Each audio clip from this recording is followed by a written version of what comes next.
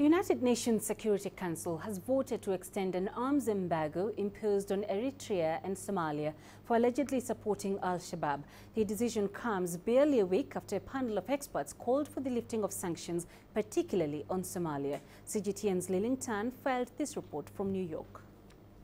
By a vote of 11 in favour and 4 abstentions, the Security Council on Tuesday extended sanctions against Eritrea, originally put in place over the country's alleged support of the al-Shabaab militant group in Somalia.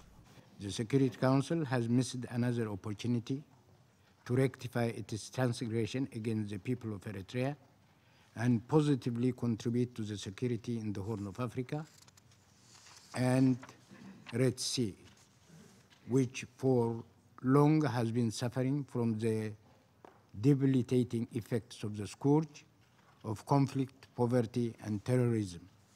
The vote comes after the UN monitoring group on these sanctions again found no conclusive evidence that Eritrea was supporting al-Shabaab in Somalia, even though monitors have not been permitted into Eritrea.